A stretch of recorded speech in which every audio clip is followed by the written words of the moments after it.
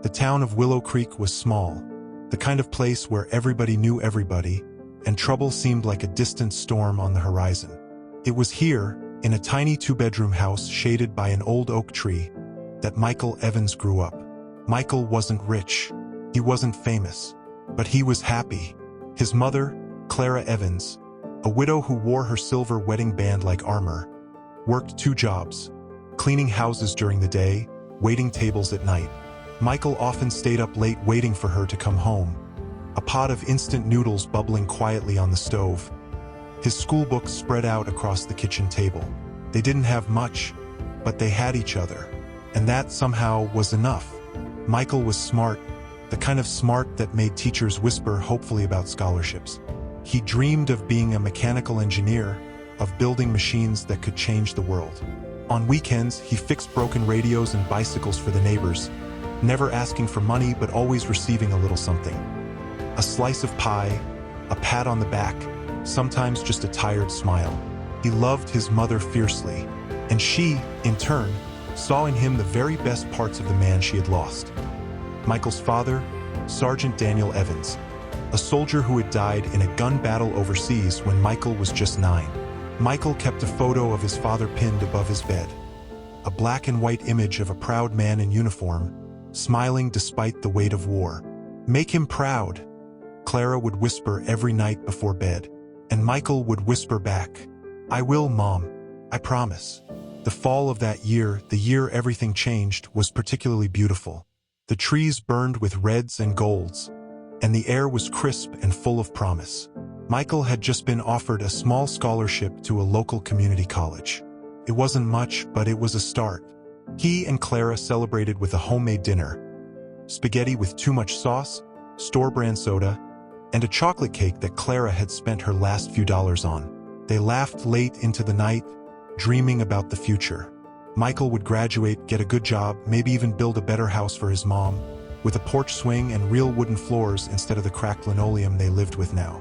It was, in many ways, the happiest night of their lives. And the last, because sometimes fate doesn't knock, kicks down the door. 2 weeks later, Michael was walking home from his part-time job at the auto repair shop when police cars, 3 of them, screeched to a stop around him. Before he could react, hands were grabbing him, twisting his arms behind his back. "What's going on?" "I didn't do anything," he cried. Neighbors peeked through curtains. Some stepped onto their porches. No one moved to help. He was slammed against the hood of a cruiser. Cold metal cuffs bit into his wrists. "Michael Evans, you're under arrest for the robbery and murder at 5th Street gas station. You have the right to remain silent." The words blurred together. Michael felt his knees weaken. Robbery? Murder? He hadn't even been near 5th Street that night. He had been fixing Mrs. Bailey's washing machine across town. She could vouch for him. "Call my mom," he begged. "Please call my mom." But the officers weren't listening. Their orders had already been given. Evidence planted. Witnesses bought. Story scripted. Michael's fate was sealed before he ever set foot in a courtroom. That night, Clara waited by the window, the dinner she had made, fried chicken and mashed potatoes, Michael's favorite, growing cold on the table. When the knock came at midnight, her heart dropped. 2 officers stood in the doorway, their faces unreadable. "Mrs. Evans?" one said. "Your son's been arrested. We need you to come with us." The plates slipped from Clara's hands, shattering on the floor. She followed them into the night, her knees trembling, her mind spinning. "There must be some mistake," she whispered to herself over and over again. "My son is a good boy. He's a good boy." But by morning, the headlines screamed otherwise. Local man arrested in brutal gas station murder. And in the court of public opinion, Michael was already guilty. The night of the crime was like any other in Willow Creek. Quiet, almost sleepy. At 5th Street gas station, an old man named Mr. Harold Briggs was closing up for the night. A familiar face in town, Harold was kind, patient, and nearing retirement after 30 years behind the counter.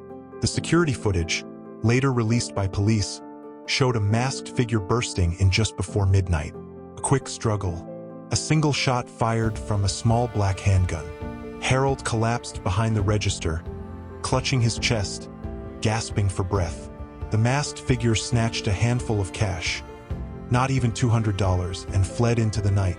The real culprit wasn't some random stranger. It was Derek Lancaster, the arrogant, spoiled son of wealthy businessman Franklin Lancaster, owner of the largest construction company in the state. Derek had debts, gambling debts, and worse, a drug problem that his father spent years covering up. Franklin Lancaster couldn't afford a scandal. Not now, not with a multi-million-dollar state contract on the horizon. So when Derek stumbled home that night, high, panicked, and mumbling about an accident at the gas station, Franklin made a call, not to the police, but to friends in high places. By dawn, a plan was in motion. Find someone expendable, someone nobody important would defend, someone poor, voiceless, and black, someone like Michael Evans. Detectives Ray Donovan and Lisa Caldwell were the first to be assigned the case. Both had long, dirty histories, cases of suppressed evidence, beaten suspects, coerced confessions. They didn't see a young man. They saw a loose thread that needed cutting. They showed up at Michael's work that afternoon, waved a blurry screenshot from a gas station camera, low resolution, grainy, impossible to see clearly, and said, "This you?" Michael laughed. "Of course not. I was fixing a machine across town. Ask Mrs. Bailey." But Mrs. Bailey's statement mysteriously disappeared from the record. The surveillance tapes from her home security system somehow corrupted. Witnesses who knew where Michael had been suddenly became forgetful, or simply refused to talk. Fear had a long reach. Then came the evidence. A hoodie found in a dumpster a block from Michael's house. Same color as the one in the blurry footage. A gun discovered in an abandoned car nearby. No fingerprints, but that didn't seem to matter. An anonymous tip that placed Michael near the gas station, called in from an untraceable burner phone. It didn't need to make sense. It just needed to look convincing enough for a judge. The district attorney, Marshall Briggs, who happened to be Harold Briggs' nephew, wanted someone to blame, and fast. He paraded Michael in front of the cameras, cuffs tight around his wrists, head bowed low. "Justice will be swift," he promised. The crowd cheered. Finally, someone to hate. Michael sat in a holding cell for 72 hours, questioning pounding him from every angle. No lawyer, no rest, no hope.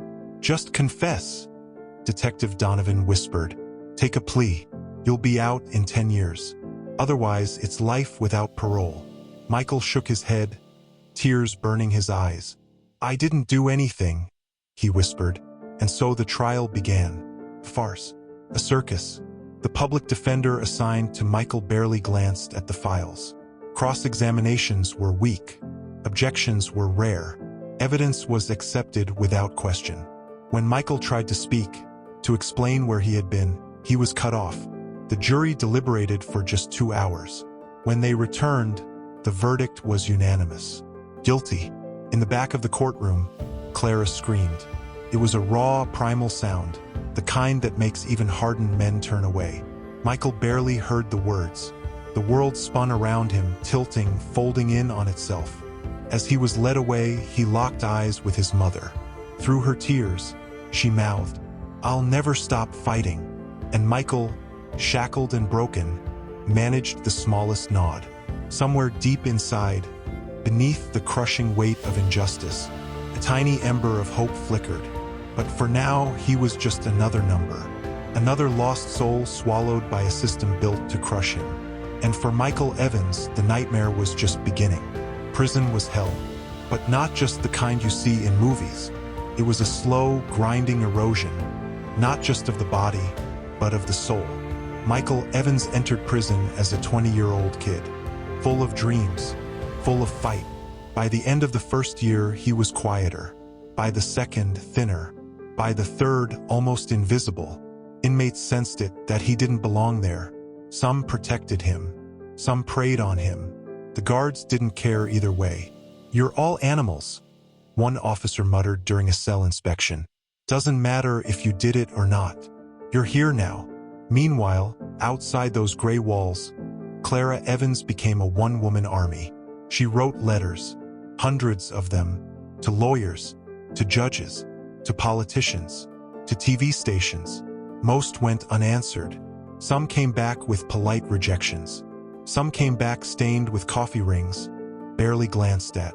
She spent nights standing outside courthouse steps, holding up a hand-painted sign. "My son is innocent.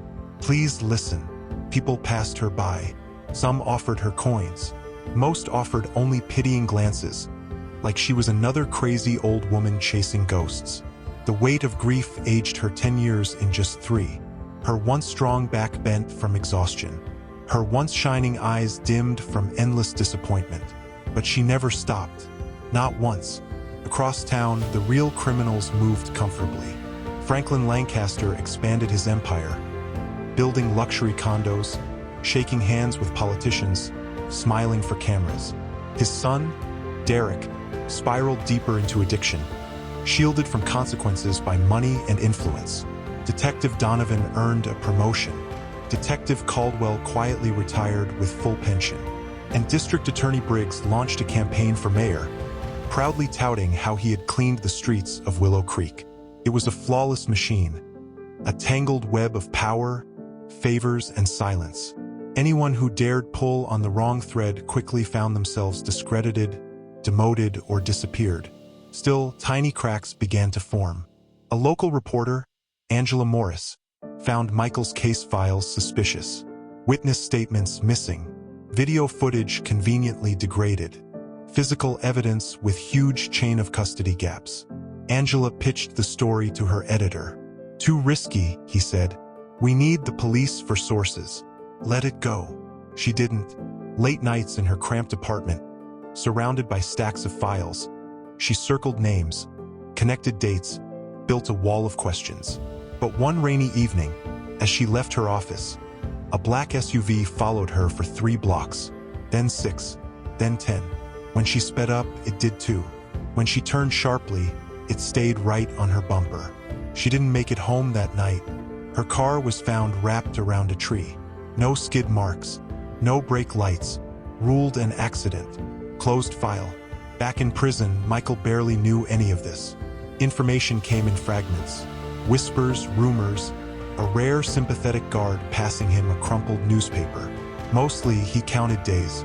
Not toward freedom, he had given up hope of that, but toward something smaller, a visit from his mother, a letter from her hands, a memory that he was still human.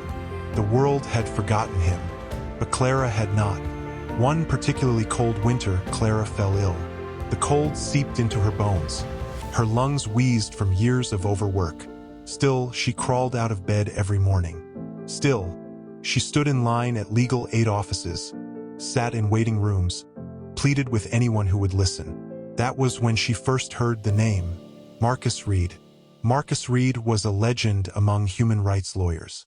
A former prosecutor turned fierce activist after uncovering corruption within his own department. He now dedicated his life to freeing the wrongly accused. Clara scraped together every dollar she had, selling jewelry, old furniture, even her late husband's military medals, just to afford a consultation. When she finally met Marcus, she barely managed to sit upright in the cracked leather chair across from his desk. She slid a faded folder toward him, newspaper clippings, old court transcripts, a few tear-stained letters. "Please," she whispered, her voice breaking. "My son is a good boy." Marcus opened the file. Read the first page, then the second. By the third, his brow furrowed deeply. "Mrs. Evans," he said slowly, "I think you're right. And if you are, this isn't just a wrongful conviction. It's a cover-up." Clara's hands trembled. Hope, a dangerous thing, flickered to life inside her again. Marcus didn't waste time. He hired investigators, forensic experts, a small army of interns hungry for justice. What they found was staggering. Tampered evidence logs, missing witness statements, anonymous payments to key witnesses, phone records linking Franklin Lancaster to the lead detectives the night of the murder.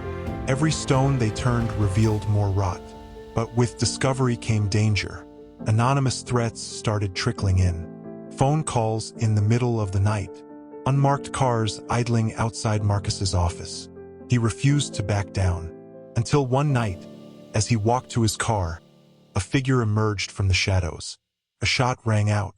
Marcus hit the ground, clutching his side, blood pouring through his fingers. The world tilted. Darkness closed in. But Marcus didn't die. By sheer miracle or stubbornness, he survived. Emergency surgery. Weeks in a hospital bed. Steel plates, stitches, endless pain.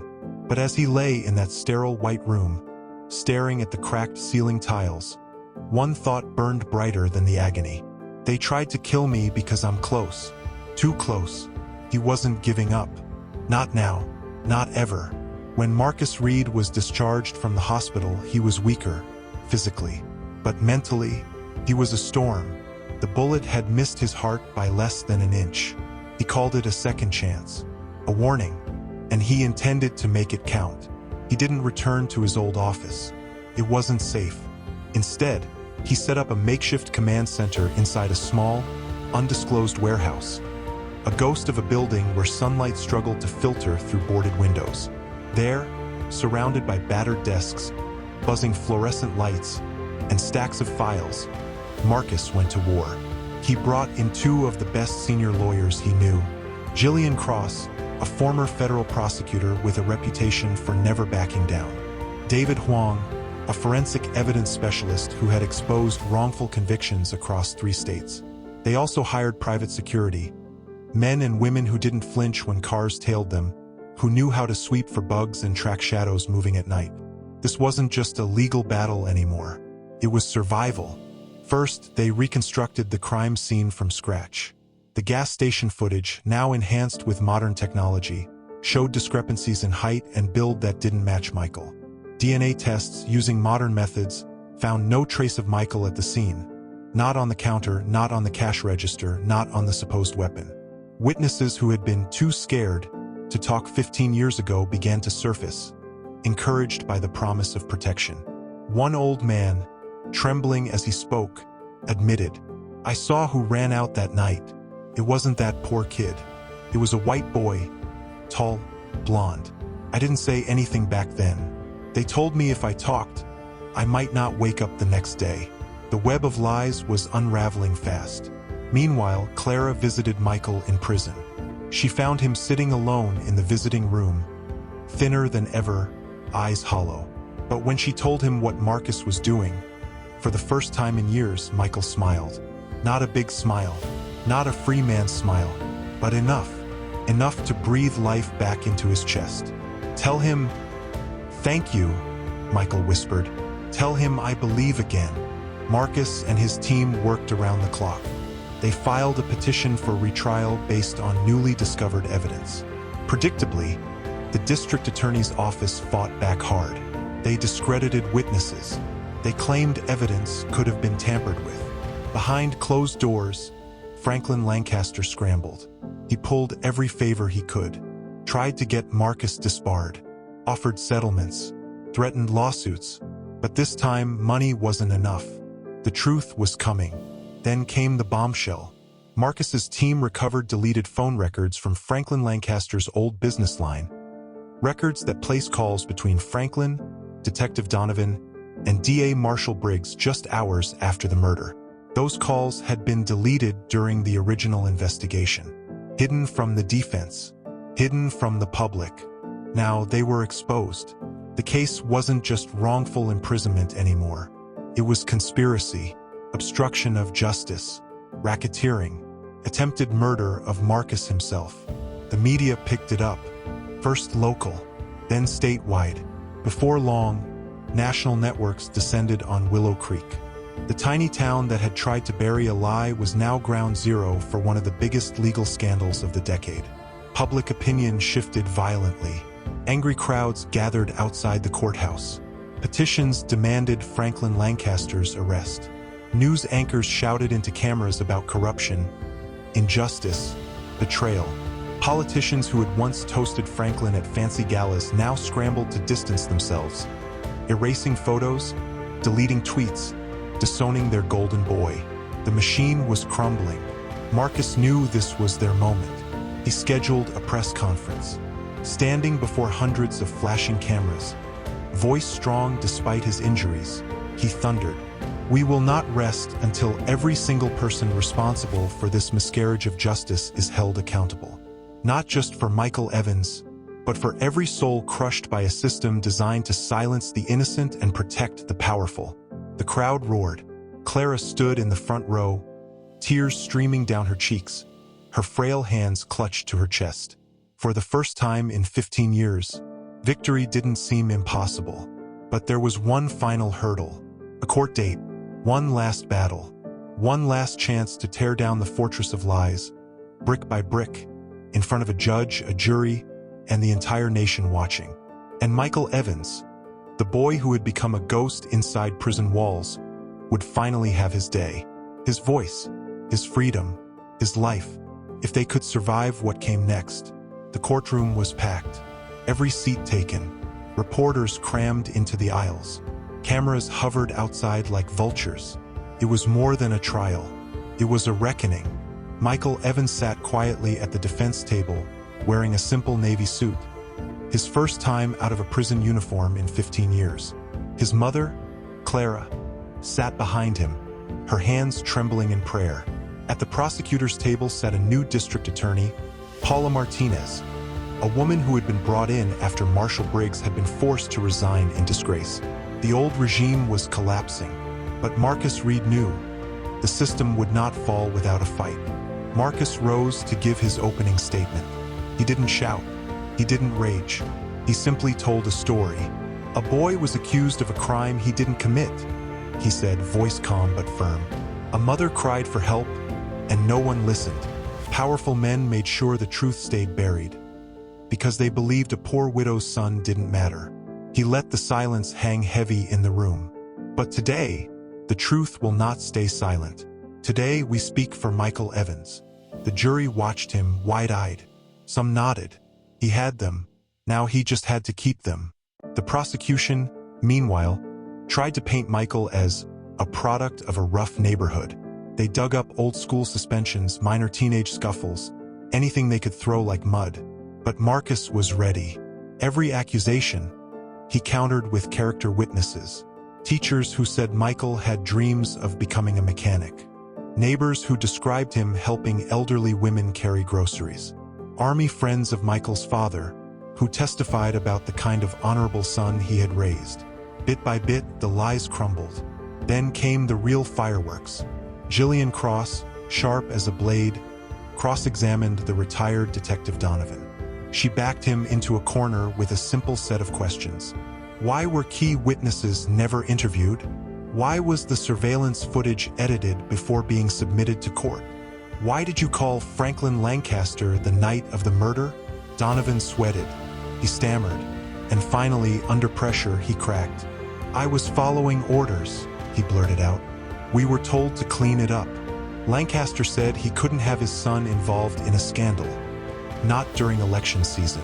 Gasps filled the courtroom. The judge banged the gavel furiously for silence. But it was too late. The damage was done. The conspiracy was no longer a theory. It was fact. The next shock came from an unexpected place. Franklin Lancaster's own former bodyguard, a man named Victor Hayes. Facing charges himself, Victor had agreed to testify in exchange for immunity. His testimony was devastating. "I drove Lancaster's son home the night of the murder," Victor said under oath. He was covered in blood. Panicked, Lancaster ordered the police chief to make it go away. Said it would ruin everything. Victor even produced an old voice recording from his phone. A recording of Lancaster bragging about how easy it had been to frame Michael. The courtroom froze. The recording played over and over, hammering nails into Lancaster's coffin. In desperation, Lancaster's legal team tried dirty tricks. Anonymous threats were sent to Marcus and Jillian. A key witness's car mysteriously caught fire. Someone attempted to bribe a juror, but security caught it in time. Each attack only made the jury angrier. Each dirty move only solidified Michael's innocence. At last, after weeks of explosive testimony, it was time for closing arguments. Marcus stood again. 15 years ago, a boy's life was stolen, he said. And today we have the chance to give it back. You have seen the lies. You have heard the truth. You are the final shield between the innocent and the corrupt. He paused, letting the emotion rise in his throat. Do not let Michael Evans spend one more night in chains for a crime he did not commit. Do not let the powerful rewrite justice. The courtroom was so silent you could hear Clara softly sobbing in the back. The jury deliberated for 6 tense hours. Every second dragged like a lifetime. Michael sat with his head down, lips moving in silent prayer. Marcus waited, heart pounding. The world outside the courthouse waited too. Networks broadcasting the trial live. Social media ablaze with hashtags like #JusticeForMichael and #FreeTheInnocent. Finally, the jury returned. The forewoman stood, hands shaking as she read. On the charge of first-degree murder against Michael Evans, we find the defendant. The world seemed to stop spinning. Not guilty. Tears burst from Clara's eyes. Michael dropped his head onto the table, shaking uncontrollably. Marcus grabbed his shoulder, squeezing it tightly. The courtroom exploded in cheers, reporters shouting, people hugging strangers. Freedom, at last. But it wasn't over. The judge wasn't finished, because based on the evidence exposed, he ordered the immediate arrest of Franklin Lancaster, Detective Donovan, former DA Marshall Briggs, and several others. Handcuffed in front of the very cameras that once adored him, Franklin Lancaster was dragged away. A fallen titan of corruption. Justice. Real, raw, and unstoppable. As Michael stepped outside into the sunlight, blinking like a man seeing the world for the first time, Marcus and Clara stood on either side of him. The crowd roared. The cameras flashed. But Michael didn't hear them. He just lifted his face to the sun. He was free. After 15 years, he was finally, blessedly free. When Michael Evans stepped out of that courthouse a free man, the world outside was not the same one he had left behind. 15 years. 15 years gone, stolen by the selfishness of the powerful and the silence of the system. The city buzzed around him. Cars honking, people hurrying, lights flashing from every angle. But to Michael, it all moved in slow motion.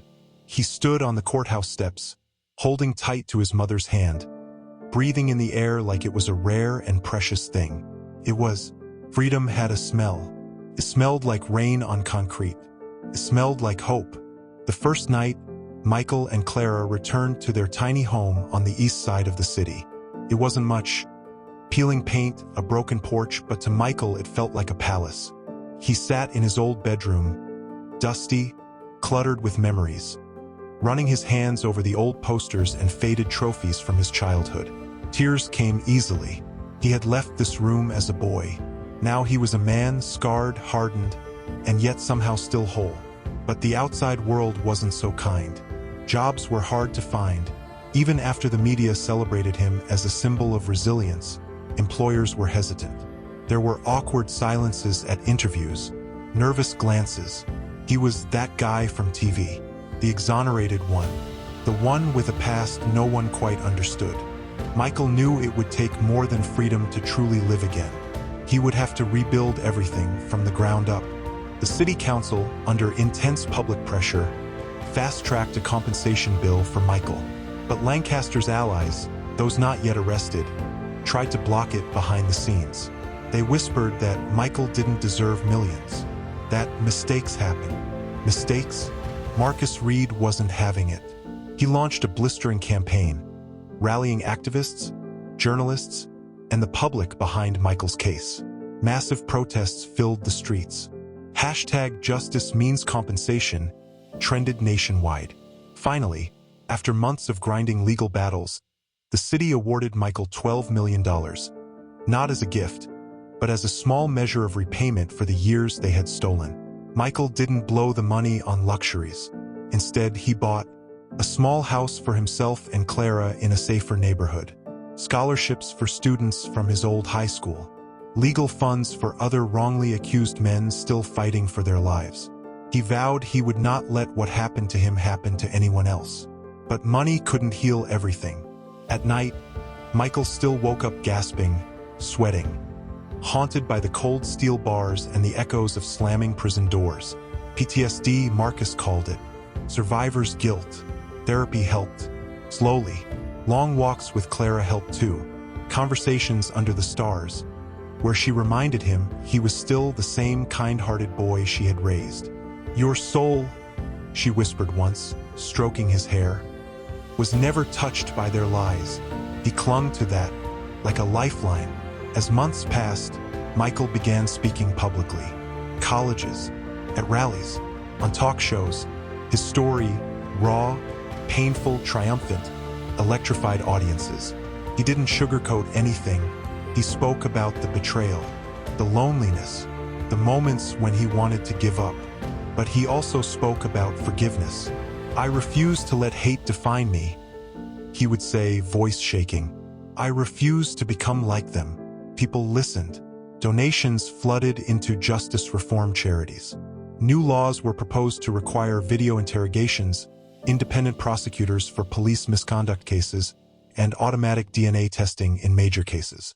Michael had become more than a victim. He had become a movement. One afternoon, as he sorted through mail at his new home, he found a letter.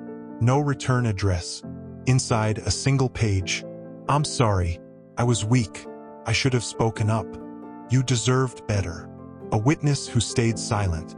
Michael sat for a long time staring at the words. Forgiveness wasn't easy, but he understood now. Fear made people silent.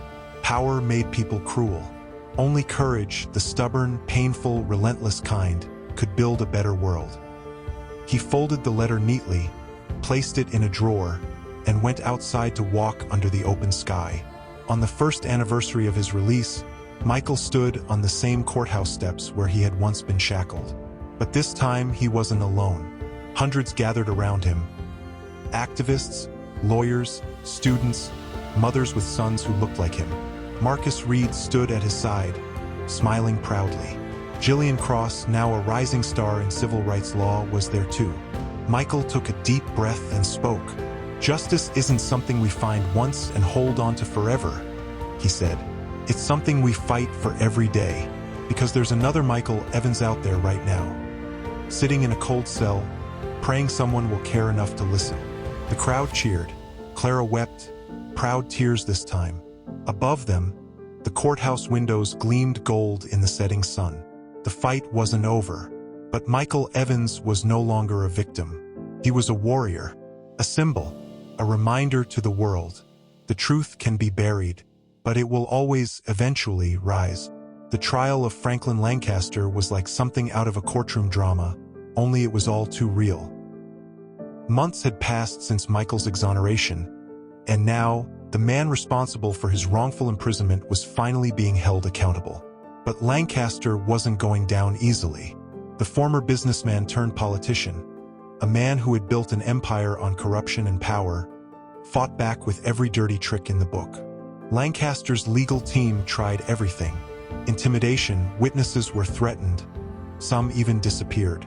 Bribery, dozens of high-profile figures were offered large sums of money in exchange for their silence or false testimony. Character assassination. Michael's name was dragged through the mud once again, but this time, the world had seen the truth, and still the walls were closing in. Lancaster sat at the defendant's table, his arrogant smirk barely hiding his anxiety. His once commanding presence had begun to crumble under the weight of the evidence against him. At the other table, Michael sat with his defense team, feeling something he hadn't felt in years. Hope. The first day of Lancaster's trial, the prosecution began with one of the most damning pieces of evidence, the voice recording of Franklin Lancaster ordering the cover-up. The one Victor Hayes had bravely given them. That single recording was enough to send shockwaves through the courtroom. It exposed the depths of Lancaster's treachery. The public gasped as they listened to his own voice, cold and calculating, ordering the destruction of Michael's life. Marcus Reed leaned over to Michael and whispered, "This is it. This is your moment." One by one, the whistleblowers began to testify. Victor Hayes, the former bodyguard, spoke with courage and clarity. He told the jury how he had witnessed Lancaster's son, bloodied and panicked, just hours after the murder. how Franklin had used his influence to cover up the crime and shut down the investigation. Detective Donovan, now a broken man, stood on the witness stand and confessed to everything.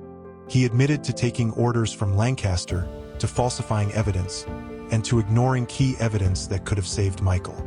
The audience watched in stunned silence as the corrupt system began to collapse in front of their eyes. But the most powerful moment came when Clara Evans, Michael's mother, took the stand. Clara was no lawyer, no strategist. She was just a mother. With tears streaming down her face, she told the jury about the night her son was arrested. How she had begged the authorities to listen, to hear her son's side. How they had ignored her. How they had let a wealthy man's son destroy her life. The courtroom was silent as Clara's raw, unfiltered pain filled the air. She wasn't just speaking for Michael anymore.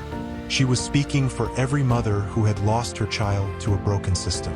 Lancaster, who had once been untouchable, began to unravel. As his own empire crumbled, he grew more desperate. His smirk turned into a sneer. His confidence shattered into arrogance.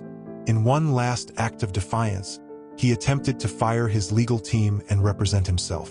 He stood in front of the jury, ranting and raving about the injustice he was facing. "This is all a setup," he screamed. "The media, the courts, they've all turned against me. I've been a pillar of this community. And now, they want to tear me down." But his outbursts only sealed his fate. The jury saw him for what he truly was, a man willing to destroy lives for his own gain.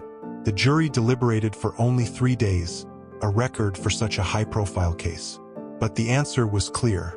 They returned to the courtroom, and the forewoman stood, holding the fate of Franklin Lancaster in her hands. "We the jury find the defendant, Franklin Lancaster, guilty on all counts." There was no cheer, no celebration, just a collective sigh of relief. For Michael, it was the moment he had waited for. Justice had finally been served. But for Lancaster, the fall was far from over. Franklin Lancaster was sentenced to life in prison, without the possibility of parole. The former businessman, once the face of the city, was now just another inmate in a crowded prison. His wealth, his power, all gone. His supporters had turned their backs. His name was no longer feared, but mocked. The great architect of injustice had become a prisoner of it. Michael's story didn't end in the courtroom. It spread across the nation, inspiring people everywhere who had felt like their voices didn't matter. His exoneration and the downfall of Lancaster were seen as a victory for truth, justice, and perseverance. New laws began to pass in the wake of the trial. Police accountability measures were enacted across the state. Victims of wrongful convictions were given more resources to fight their cases. Reform movements gained momentum, with citizens demanding more transparency and integrity in their justice system. Michael became a sought-after speaker, invited to universities, conferences, and panels where he talked about reforming the criminal justice system. His voice, once silenced, now echoed with power. But even with all the victory, Michael still had a long road ahead. The scars of the past didn't fade overnight. He worked hard to heal, not just for himself, but for those who had suffered the same way. He reached out to other exonerees, offering support, sharing his story, and giving them the courage to fight on. One evening, as he sat on his porch watching the sunset with Clara, he turned to her and smiled. "We made it, Mom." Clara nodded, a tear slipping down her cheek. "Yes, son, you made it." And as the night drew in, Michael Evans finally felt like he could breathe again. It had been 6 months since Franklin Lancaster was sentenced to life in prison, but the aftermath of the trial was still unfolding, and its effects were being felt across the nation. Michael Evans wasn't just a man who had been wrongfully imprisoned anymore. He was now a symbol of hope for every forgotten voice, every victim of injustice, and every person who had ever been silenced.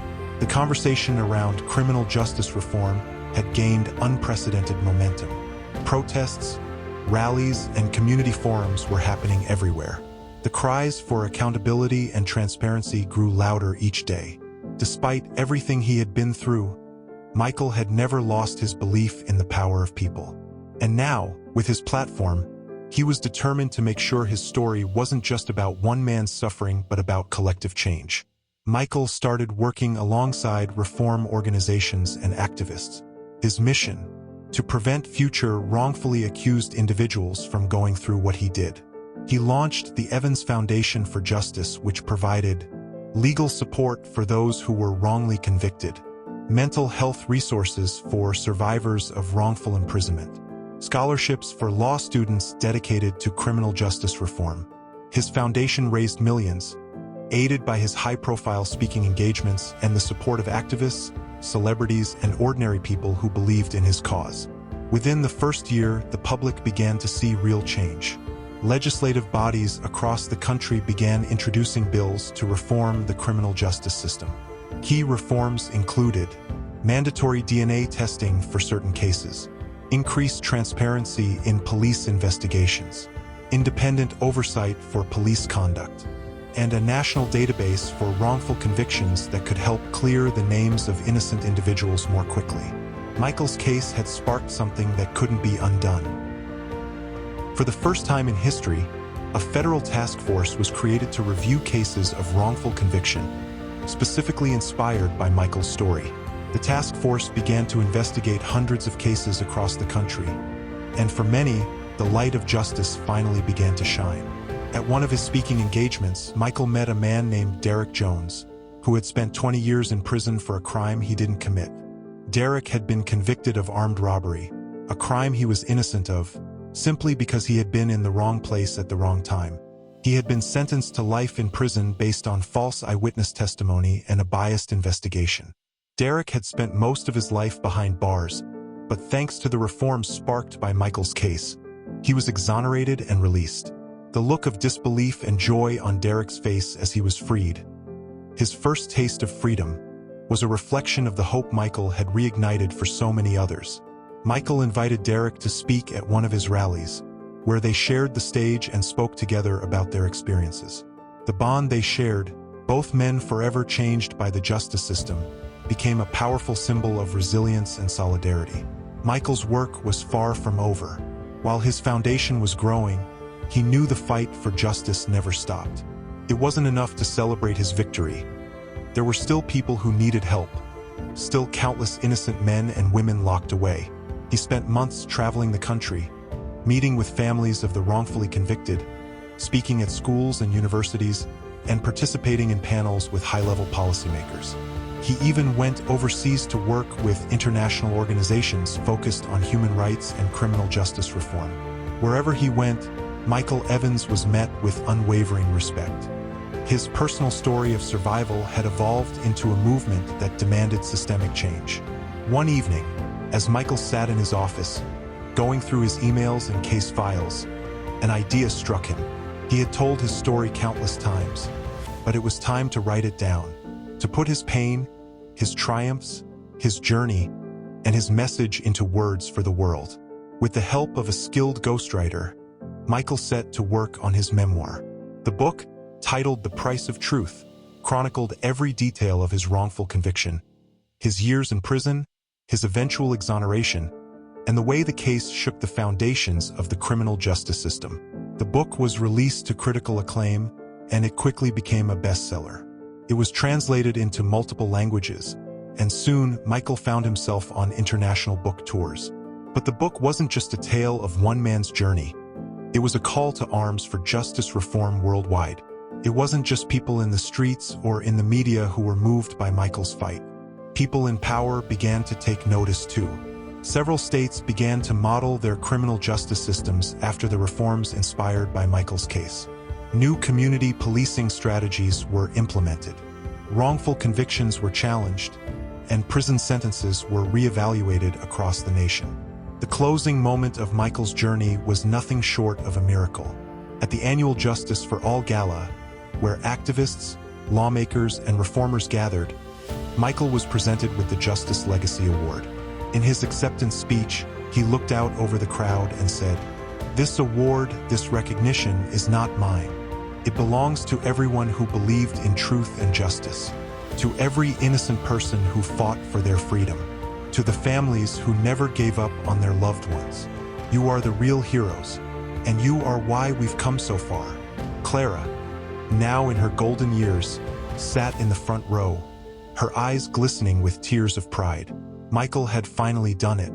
He had not only freed himself but had changed the world for countless others. As Michael returned to his home that night, he stood outside and looked up at the stars. The sky, vast and eternal, felt different to him now. It wasn't just about what he had endured anymore. It was about what he had built, a new world of justice for everyone. He turned to Clara, his unwavering support throughout the years. "We did it, Mom. We really did it." Clara smiled, a tear slipping down her cheek. "We did, son. We did." And in that moment, Michael Evans knew that the fight for justice, for the voiceless, the forgotten, and the wronged would continue forever. Michael lost 15 years, but he gained a purpose stronger than prison walls: to be a voice for the voiceless. Sometimes the greatest battles aren't fought on battlefields. They are fought in courtrooms, in lonely hospital beds, and in the unbreakable spirit of a mother's love.